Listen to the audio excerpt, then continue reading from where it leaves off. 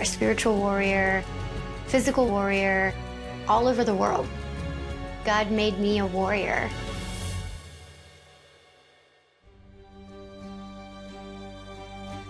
Jen Bricker's rise as a world-class aerial performer was like every other accomplishment in her life. She had to fight for it. She was born without legs. But to Jen, that's just a detail. I don't think of like, oh, my identity is because I don't have legs. Like, no, not really. It's just kind of a part of me, like I have dark hair or I like to have my nails done, you know? So when you're raised like that, you just don't think of it like that as some huge issue because it never was. She was born to a Romanian couple who gave her up for adoption at birth. Sharon and Gerald Bricker, a Christian couple from a small town in Illinois, adopted her into their family. They taught Jen to tackle life using a simple rule: never say can't. They raised me with that kind of strength. It is a warrior strength. So when I came to them and said, I want to play softball, basketball, power tumbling, I even want to go roller skating. And instead of them coming at me with negativity and questions and all the reasons why I couldn't, they said, okay, I know you're going to figure it out. Oh, so we'll put the roller skates on your hands. They gave her the courage to pursue her passion, gymnastics. As a tumbler, she insisted on competing alongside able-bodied girls. From Illinois, Jennifer Bricker. In high school, she even won the state championship. But most importantly, her parents raised her to be a woman after God's heart.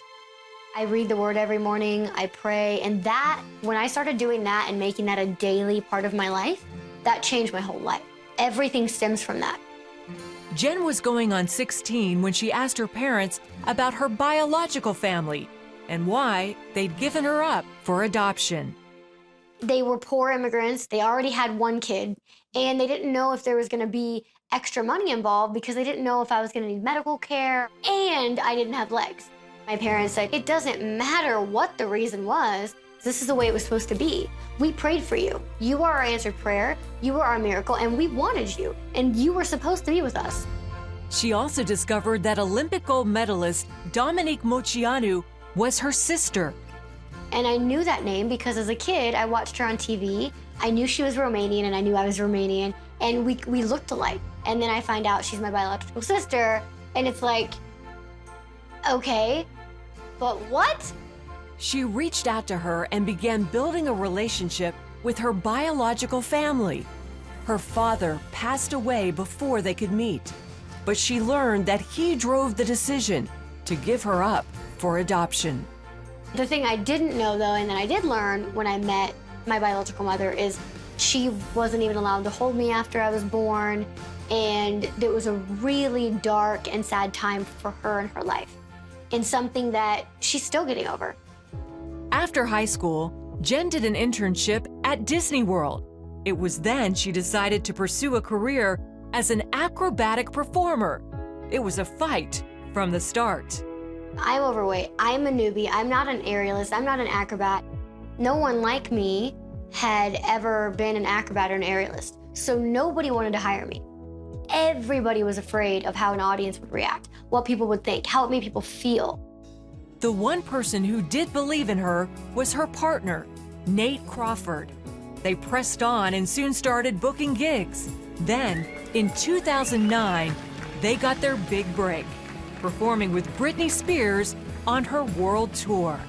We were a featured act on the highest grossing tour in the world. When we were on, everybody was watching us. I had a choice to either totally succeed or fail miserably. They were not afraid to fire anybody. The pressure was unbelievable.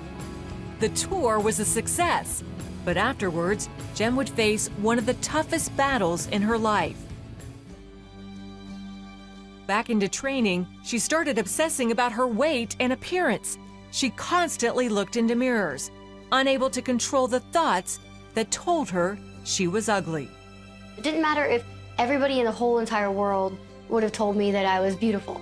That wasn't the point. The point was like what was going on in my own head.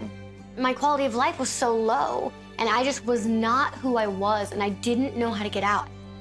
Jen realized she needed to take action when a close friend asked her about her drastic weight loss. Lent was approaching, so she decided to cover up her mirror with a collage of pictures of family and friends for 40 days and seek God for help. And the most amazing thing happened when I did it. I realized that there was so much joy and excitement and happiness coming back from the mirror. No one could get me out of that. Only God.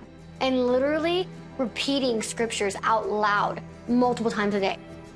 Choosing joy when I did not want to be joyful. Choosing that I was gonna overcome that day and it was not gonna overcome me. Choosing to love myself and feel beautiful when I felt so fat even though I was so small. It was a long time to come on the other side of that. I learned so much from that and I came out a warrior. Jen performs her act all over the world. She's also a motivational speaker and recently released her autobiography. God totally protected me from so many things to give me that strength and that backbone that I need today. And that is not something you think of when you say warrior, but that is absolutely a warrior trait. It's just a spiritual warrior and allowing God to shine through me with his joy and his love, and seeing how it touches others is unbelievable.